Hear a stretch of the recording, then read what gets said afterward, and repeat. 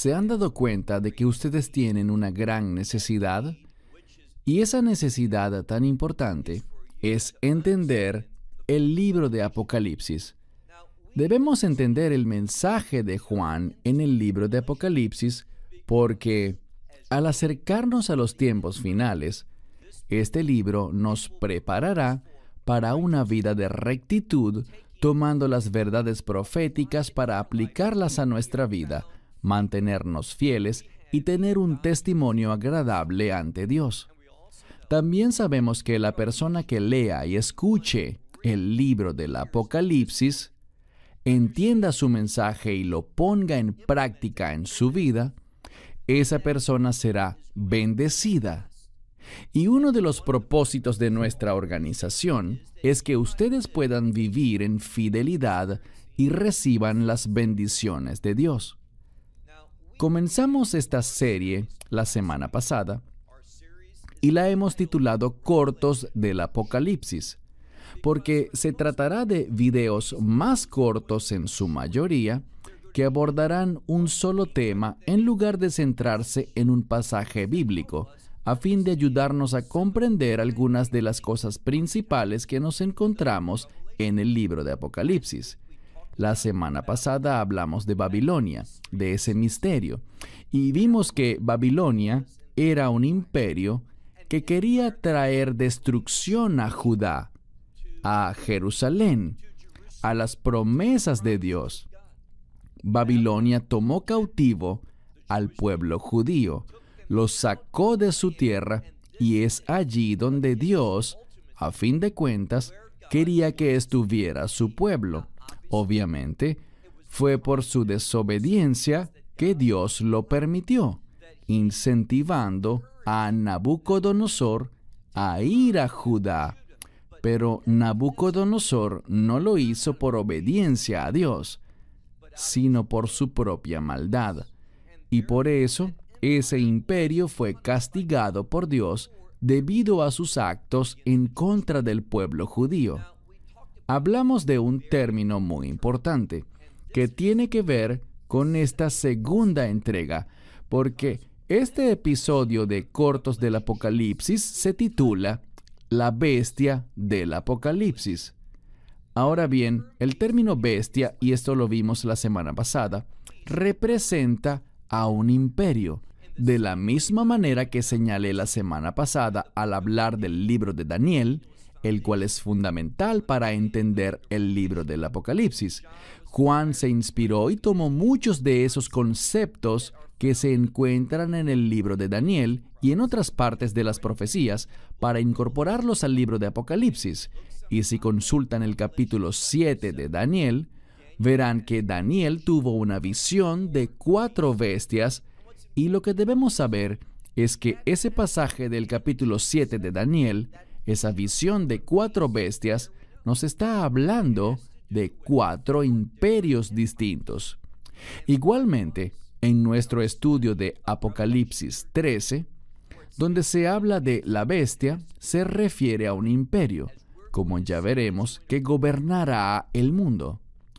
Para los que no hayan visto el episodio anterior, la Babilonia de la que habla el libro de Apocalipsis es, de hecho, ese imperio final, esa bestia final en la que nos enfocaremos en este estudio. Hay una gran correlación, una fuerte cohesión entre Babilonia y la bestia. Y ambas cosas son una sola. Ambas se refieren a ese imperio final que será gobernado por el anticristo. En esta sesión tendremos una mayor claridad sobre la bestia. ¿Qué va a hacer? ¿Cómo afectará al cuerpo de creyentes, a los discípulos que estén vivos en los últimos días? Si alguien ha llegado a creer que antes de que el anticristo esté operando activamente, la comunidad de creyentes será removida, sepan que esto no es bíblico. Sé que hay pasajes de la Biblia que han sido interpretados de esa manera, pero sencillamente no es correcto. Busquen el capítulo 13 de Apocalipsis. vamos a ver una presentación precisa de lo que dice este texto en su primera mitad, en los primeros 9 versículos de Apocalipsis 13. Te invito a leer esto en tu Biblia atentamente, y mi deseo es que recibas una traducción muy literal para que puedas ver el texto real. Y haciendo una traducción fiel del mismo, voy a leer desde el Textus Receptus en griego que tengo en mi mano. Voy a mirar el texto en griego y a traducirlo de la forma más literal posible. Comencemos. Apocalipsis capítulo 13, verso 1. Vemos al final del capítulo 12 que Juan está parado en la arena, es decir, en la orilla del mar, en la playa, mirando hacia el mar. Noten lo que dice en el versículo 1. Dice, y vi que del mar emergía una bestia. Tenemos a la bestia y sabemos que, según el capítulo 7 de Daniel y otros pasajes proféticos, la bestia en las Escrituras representa a un imperio. Y hay algo muy importante. Dice que esa bestia, de la que pronto sabremos más, emerge del mar, el cual también sabemos que en un sentido bíblico y profético nunca está en calma. Es algo que siempre está en movimiento y por eso el mar representa desorden, inestabilidad, una clase de caos que no refleja el orden divino. Entonces, ese imperio final se manifestará en un tiempo de desorden, en un tiempo de inestabilidad. Hay otra cosa que nos dice el libro de Apocalipsis.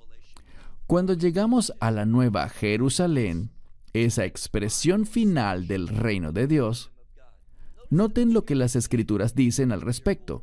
No habrá más mares. ¿Qué nos dice eso?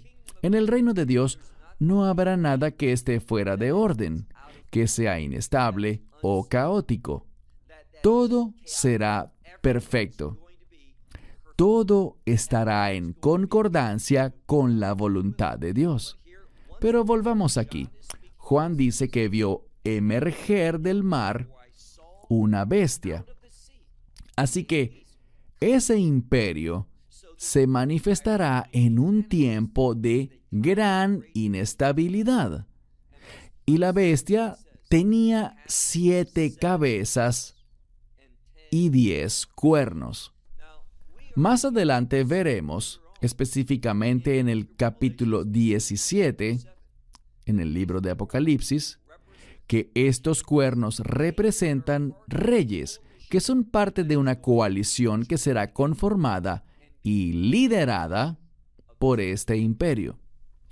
El número 10 puede representar totalidad, integridad, así que, aunque sean 10, pueden estarse refiriendo al mundo en su totalidad, pero volvamos a la lectura. En la mitad del versículo 1, tenía 7 cabezas y 10 cuernos, y sobre sus cuernos 10 diademas. La palabra diadema, que aparece exactamente así en griego, y de donde deriva la palabra diadema en español, que viene del griego y suena muy parecido, significa corona real. No solo es una corona de victoria, una corona por un logro o una corona de poder, sino una corona de autoridad, como la que llevan los reyes. Una diadema es una corona de la realeza, una corona de reinado. Seguimos leyendo. Y sus nombres, vemos aquí, que eran nombres blasfemos. Una de las características de la bestia, ¿qué es la bestia?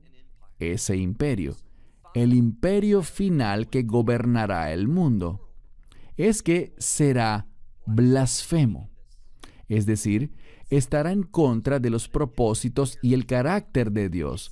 Su carácter está, como veremos en un momento, relacionado con Satanás. Reitero, lo que les estoy diciendo se basa en lo que encontraremos más adelante. Seguimos. Sobre sus cabezas habían nombres blasfemos. Luego dice en el versículo 2, y la bestia que vi era semejante a un leopardo. Ahora bien, ¿por qué es importante eso? Les mencioné que en el capítulo 7 de Daniel está la visión de Daniel de las 4 bestias. Y aquí el orden es inverso. ¿Por qué? Muy simple. En el libro de Daniel vemos que él contemplaba estas cosas del futuro, pero Juan las está viendo desde la perspectiva del reino. Él las ve en un orden diferente. Y por eso las ve así. Habla de la bestia y dice que era semejante a un leopardo y sus pies como de oso y su boca como de león. Si leen en el capítulo 7 de Daniel, verán que aparece león, oso y leopardo. Aquí es leopardo, oso y león. El orden es inverso. Pero vemos esta estrecha relación.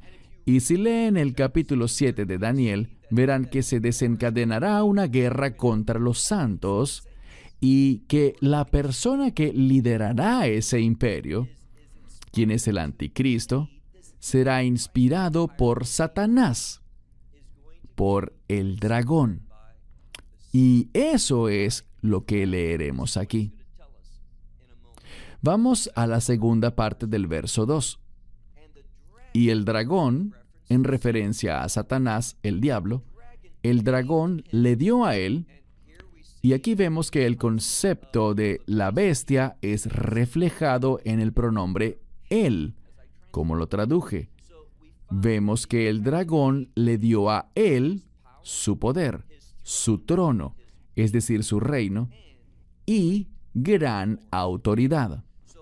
De modo que habrá un imperio, y solo con ver los textos tiene sentido que la bestia sea un imperio. Va en línea con lo que nos dice Daniel sobre esos imperios, y vemos todos esos imperios en el pasado. Van a manifestarse nuevamente en una coalición, en una confederación, y otra vez se opondrán a los propósitos de Dios. Permítanme decir esto, y creo que lo mencioné en el primer episodio. Vamos a ver una mejor descripción de la bestia en Apocalipsis, capítulo 17. No vamos a leerla ahora, pero ahí se dice que 5 de sus cabezas, recuerden que tiene 7 cabezas, 5 de ellas han caído, ya no están. Y se refieren a Egipto, Asiria, Babilonia, los medos y los persas, fueron la cuarta, y los griegos. Esas son las 5 que ya no existían. Es obvio que en el tiempo de Juan gobernaban los romanos. Y dice que una está, pero existe otra, la séptima. Y en Apocalipsis 17 vemos que la séptima vendrá, pasará y luego volverá. Y veremos la explicación de eso. ¿Cuál es su propósito en eso? Sigamos con la segunda parte del versículo 2. La palabra dice, y el dragón le dio a él, a la bestia, a ese imperio, su poder, su trono, es decir, su reino, y su gran autoridad. Versículo 3. Y vi una de sus cabezas. Uno de esos imperios, y yo sugeriría que se trata del séptimo, el que vemos en Apocalipsis 17, dice que son 7, y la clave está en el séptimo. Verso 3. Y vi una de sus cabezas como herida de muerte, pero su herida mortal había sido curada. Esto nos da mucha información. Algunas escrituras dicen que solo parecía haber sido herida de muerte. Eso no es correcto. Fue una adición al texto. Lo que esto nos dice es que una de sus cabezas será herida de muerte, es decir, que recibirá una herida mortal, va a morir, pero habrá una curación, una nueva manifestación de ese imperio. Esto se enseña muy claramente, no es una interpretación, se enseña claramente en el capítulo 17 de Apocalipsis, donde dice que la bestia tenía 7 cabezas, como dice aquí, también 10 cuernos. Y se da énfasis a las cabezas. Vemos que dice que 5 han caído, una aún existe y otra más vendrá. Y luego nos dice que esa 7ª que vendrá también es la 8ª. Así que reaparece, resurge. Y eso es precisamente lo que la Escritura nos dice aquí. Fue vencida, recibió una herida mortal, no una que parecía ser fatal, sino que le provocó la muerte. Es lo que dice literalmente. Y su herida mortal, una vez más, muerte, es una falsa resurrección. Dice que esa herida mortal había sido curada. ¿Y qué pasó? Por haber sido curada, y eso lo entendemos como un resurgimiento, como una nueva manifestación. Y debido a eso, se maravilló toda la tierra en pos de la bestia. Y hay quien agrega otra palabra y dice que siguieron a la bestia. Eso es cierto, pero fue el hecho de maravillarse, de asombrarse al ver esa curación, el resurgimiento de ese imperio, lo que causó gran admiración. ¿Cómo entender ese gran asombro? Fue impactante para la gente que ese imperio resurgiera. Así que debemos preguntarnos, ¿cuál imperio podrá ser? Era el 7º. Había desaparecido y va a resurgir en los tiempos finales. Luego de sufrir una herida mortal, la herida fue curada y eso causará un gran asombro en el mundo, que irá en pos de la bestia. ¿Para hacer qué? Verso 4. Y adoraron al dragón. Así que está la bestia, el anticristo, quien es el líder de ese imperio. Recuerden que la bestia es un imperio, el mismo al que nos referíamos la semana pasada cuando hablábamos de Babilonia, solo que con otro nombre para ese imperio en los tiempos finales. Leemos en el verso 4, y adoraron al dragón que le había dado autoridad a la bestia. Y adoraron a la bestia diciendo, ¿quién como la bestia? ¿Quién podrá batallar contra él? Bien, esto es importante porque habrá un sentimiento de desesperanza, de total desesperación. Si es capaz de resurgir de la muerte, ¿cómo podremos vencerlo? Los que pertenecen al mundo, y luego especificaremos eso mejor, los que pertenecen al mundo, los que se guían por sus ojos, sus sentidos, para tomar decisiones en lugar de guiarse por la palabra de Dios, las enseñanzas de Dios, esas personas irán en pos de la bestia. Seguirán a la bestia y adorarán al dragón. Y el dragón es la fuente de su autoridad. Y adorarán a la bestia diciendo, ¿quién como la bestia? ¿Quién podrá batallar contra él? Leamos el verso 5. Y se le dio. Recuerden que la fuente es el dragón, el diablo, Satanás. Y se le dio boca que hablaba grandes cosas y blasfemias. Es decir, varios tipos de blasfemia. Esta es la segunda vez que nos topamos con esa palabra. Y es muy significativa, porque ese imperio que surgirá ejercerá su dominio sobre todo el mundo y va a ser blasfemo, es decir, contrario al carácter, contrario a los propósitos, contrario a todo lo que tiene que ver con el Dios único y verdadero. Seguimos leyendo.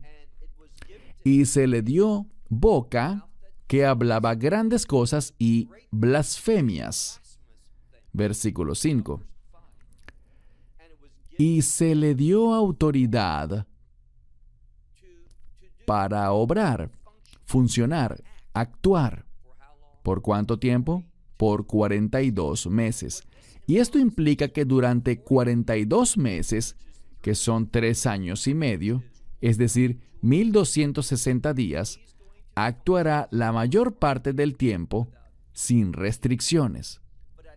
Pero al terminar esos 42 meses, que acabarán en abominación y desolación, en ese momento, en breve, Dios se moverá y comenzará su juicio para esa bestia, para Babilonia, el mismo imperio del que hablamos la semana pasada, el imperio del anticristo. Él comenzará, después de 42 meses, a destruir a la bestia, a ese imperio. La buena noticia es que una vez que empiece el juicio de Dios sobre ese imperio, nosotros, los verdaderos creyentes, no estaremos allí. Pero noten lo que dice. Veamos al versículo. En Apocalipsis capítulo 13, versículo 6. Y abrió su boca en blasfemias. Esta es la tercera vez. Abrió su boca en blasfemias contra Dios, para blasfemar, ¿qué cosa? Su nombre. Se nos enseña que el nombre es sinónimo de carácter. Así que él blasfema el carácter de Dios. Él está en contra de la santidad, la justicia, la misericordia, la gracia, la verdad, todo lo que Dios representa, su santidad. Ese imperio estará en contra de todo eso. Bien, para aquellos de ustedes que están pensando, menos mal que yo no estaré aquí cuando esto empiece, deben leer este capítulo con mucha atención. Noten lo que dice aquí. Dice, y antes de que lleguemos al asunto principal, permítanme terminar el versículo 6. No solo va a blasfemar el nombre y el carácter de Dios, sino también su tabernáculo, es decir, su morada. Y, noten lo que dice aquí, los que moran en el cielo. Esto también es una pieza importante para entender el libro de Apocalipsis. En el libro de Apocalipsis se habla de dos clases de personas. Y hay distintas denominaciones para estos dos grupos de personas. Pero para esta sesión del día de hoy, se habla de los que moran en el cielo y los que moran en la tierra. ¿Qué significa esto? Los que moran en el cielo no se refiere necesariamente al lugar donde están ubicados actualmente. La mayoría del texto del libro de Apocalipsis tiene que ver con las personas que están vivas sobre la tierra, salvo algunas excepciones, algunas visiones, pero mayormente habla de los que están sobre la tierra. Así que los que moran en el cielo están aún en la tierra, pues esto se refiere a su ciudadanía, a que su lealtad es para el cielo. Allí es donde pertenecen. Eso es lo que ellos representan, el reino de los cielos. Así que Él está contra ellos, blasfema contra ellos. Noten lo que dice el verso 7. Y se le permitió hacer guerra contra los santos. Habíamos visto antes que se le había permitido hacer algo.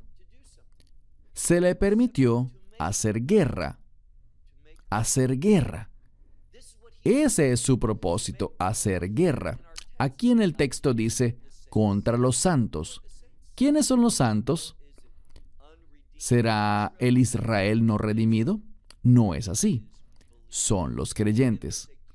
Y hay una pista en el texto. El último versículo que analizaremos en un momento lo confirma.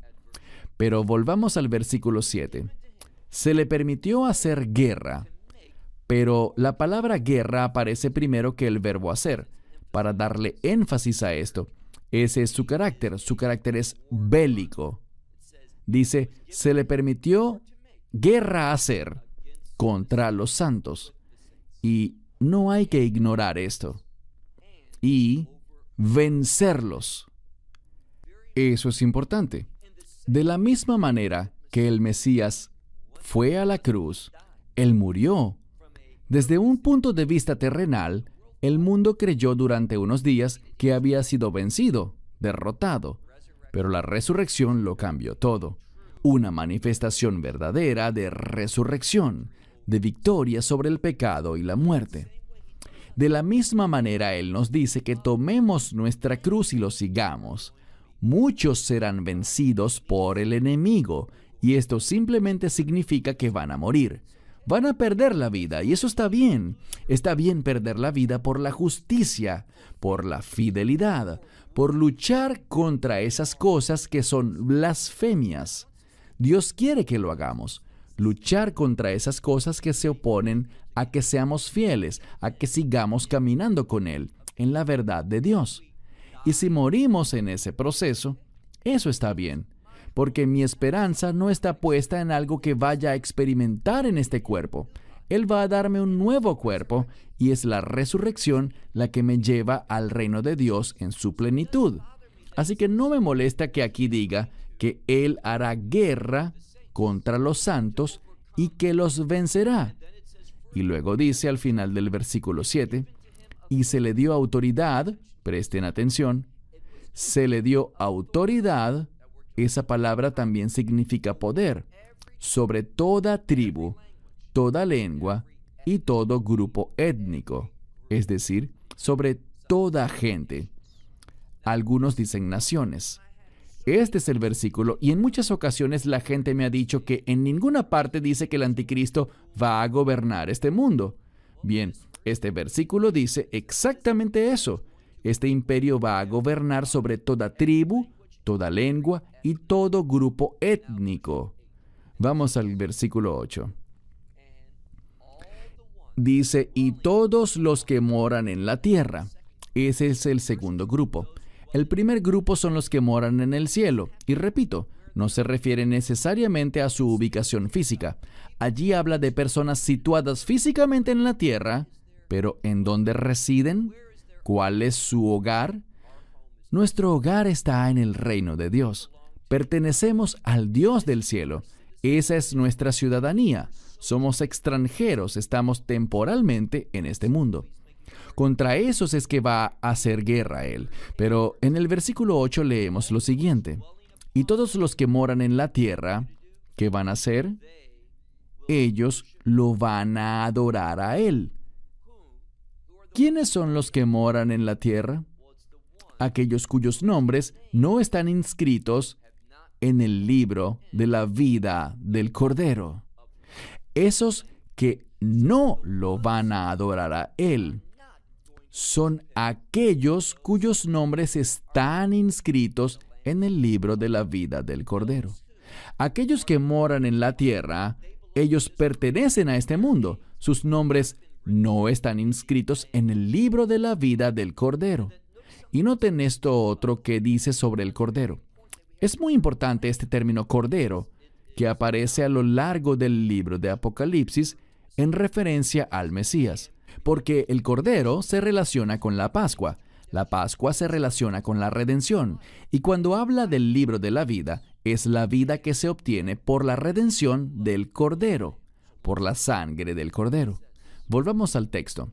Dice aquí, en el verso 8, y todos los que moran en la tierra, cuyos nombres no están inscritos en el libro de la vida del Cordero, van a adorar a esa bestia. Ahora bien, cuando habla del Cordero, vemos que al final del versículo 8 dice que el Cordero fue inmolado desde el principio del mundo.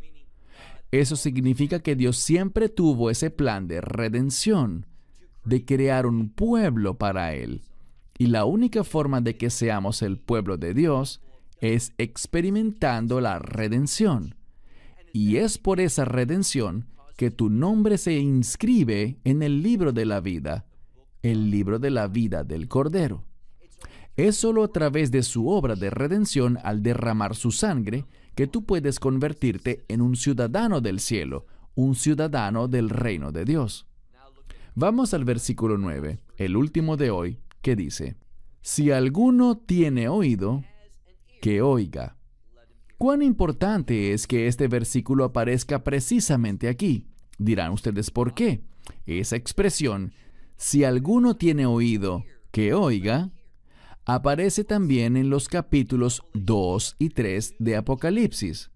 Al final de los 7 mensajes para las 7 iglesias en el exilio, dice, al final de cada epístola a esas 7 iglesias de Asia Menor, al terminar cada una dice: si alguno tiene oído, que oiga lo que el Espíritu dice. Esta es una afirmación parecida a esa, para avisarnos que esto tiene relevancia. ¿Para quién? Lo que estamos aprendiendo tiene relevancia para el cuerpo de creyentes, la congregación de los redimidos, esos cuya ciudadanía está en el cielo. En otras palabras, la eclesia o la iglesia. Aquellos que forman parte de la congregación de los redimidos tienen sus nombres inscritos en el libro de la vida del Cordero y no se someterán al anticristo, a su imperio. Ellos se resistirán, hablarán y actuarán en contra de ese imperio del anticristo, ese que aprendimos la semana pasada que es llamado Babilonia, más adelante en el libro de Apocalipsis, y que aquí es llamado la bestia. Y la bestia es simplemente un imperio. Algo que deben saber es que estas bestias, recuerden lo que dice en Apocalipsis 17, y con eso cerramos. Allí habla de que 5 han caído: Egipto, Asiria, Babilonia. El cuarto son los medos y los persas. El quinto es Grecia. El sexto es el imperio romano. Y luego tenemos al séptimo. Debes ser capaz de identificar cuál es el séptimo. Hablaremos de ese séptimo imperio en otro episodio, que es parte de estos eventos de los tiempos finales, y que será también el octavo. Es muy importante, es absolutamente necesario que sepan cuál es, porque eso les dará un gran entendimiento. Permítanme concluir con esto. Todos estos imperios tienen algo en común, y es que fueron perseguidores de Israel. Estaban en contra de los propósitos de Dios, del carácter de Dios. Todos fueron blasfemos en su naturaleza. Querían oponerse a la voluntad de Dios. Esto es lo que nos cuenta Juan. Esa bestia final es única, según el capítulo 7 de Daniel. Esa cuarta bestia es única, es distinta a todas las demás. ¿Por qué? Porque ciertamente recibirá todo el poder, toda la autoridad, toda la inspiración para todo lo que hará de parte del dragón. Así que la bestia es el imperio del dragón, el imperio de Satanás, la encarnación de Satanás, el anticristo que gobernará. Esa es la bestia. Cierro con esto y nos vemos en el siguiente episodio. Que Dios les bendiga. Shalom desde Israel. Shalom from Israel. Esperamos que te hayas edificado con el mensaje de hoy y lo compartas.